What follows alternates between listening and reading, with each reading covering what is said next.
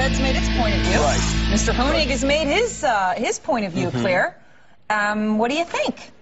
Well, you know, to me, I always come back to the same issue, which is that Bernanke's doing everything right. He said that he correctly typified all what the Federal Reserve beige book and all the different reports said. It's not that great. Maybe it's getting a little better. That's terrific. He is not going to let us slip back into a recession. Why people think that he will, by risking tightening rates, and I loved your poll of people, is beyond me. Why do people always presume that he's not that bright? That he is, that he's not a student of these situations. Once he realized we were in a Great Recession, he decided to not be 1937 in America, which is what sent us back. We needed a war to change. Maybe he has these dark nights when he wakes up and he says, what's worse, having let us go into that terrible, terrible depression, or running the risk, which he is doing, of keeping rates too low for too long and having some other kind of a bubble he's got to deal with afterwards. And clearly between those two, he said, I'd rather take the risk of some bubble. Well, remember, he is a student of what happened in the 30s. That's why he's so good. He didn't know we were in the 1930s during 2007 and 2008, and that was bad. He got mortgages wrong initially. He didn't understand subprime. He should have just listened to you because you talked about it every day, for those of us who remember.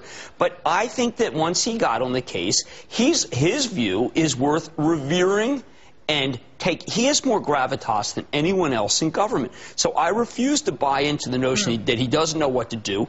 And I think he studied what happened in 37. In 30, you know, we all know that the reason why we got out of the Great Depression was because of World War II. We don't want to have something that extreme. No, we don't. No, we do not. And that's why, I mean, like, you know, a little trust for Bernanke. We have come to the point in this country where we think everybody's involved with the government is just a totally owned by Lloyd Blankfein and Goldman Sachs. I mean, I'm listening to that testimony. I don't know who's left. It's like even if you're involved in anything that touches money, or anything that touches Washington, you're a bad person. I'm out there. And the regional bankers are feeling upset about it. I know. Look, I don't even care. I wrote a piece for realmoney.com, street.com, where I said, listen, call me suicidal. I think Geithner's doing a great job. I was a very big critic of Geithner. Yes. I am embarrassed by the way that they treated him today. This is a man who did, along with Bernanke, save Western world capital. Have people forgotten what it was like during those moments when Paulson, who also got religion, pushed for TARP? Do they not know that we were about to be in a barter economy? There was a day when Hank got on his knees in front of Nancy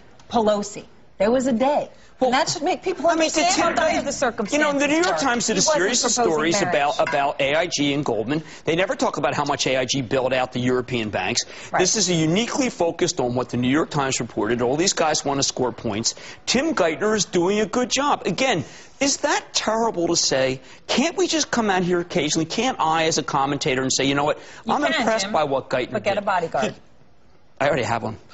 And I feel strongly that Geithner, this is AIG, Goldman, and you know what? The Bavarian Illuminati, the Trilateral Commission, Goldman Sachs, and the Queen of England are not all bad. Wow. All right, we got to squeeze a couple of things in here. All right, first of all, let's do this one. Apple? This iPad. Right. Well, look, I've got to tell you, Apple... Did you buy an iPad? Tomorrow. You want an iPad? I will go to the... Now, you can't have to wait 60 days, unfortunately, but yes, I want an iPad. With an AT&T contract? No, it's like I have a Mac Air. I know that AT&T is really a sticking point because we live in this area. I mean, I don't know how they can handle it. That's why they need to have Crown Castle. They have to be able to hire American Tower, SBA. They've got to get them right now. Now, I will say this. I have been doing a lot of work on Apple as a retailer with 500 stores. The square footage is amazing. People will come in to look for this, and they will come home with a Mac Air. They will come back with a new iPod.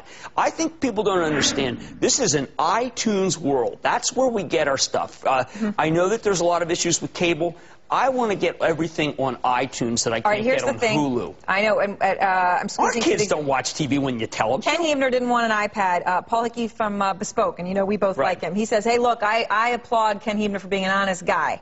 Why the heck does he want one? I don't know, but according to Paul Hickey, his recent filing with the SEC discloses that Huebner's fund has 6% of the fund in Apple shares right now. Well, so he may not like the product, but he likes the stock. Well, look, you have $39 billion in cash. $12 in earnings power, $39 billion in cash.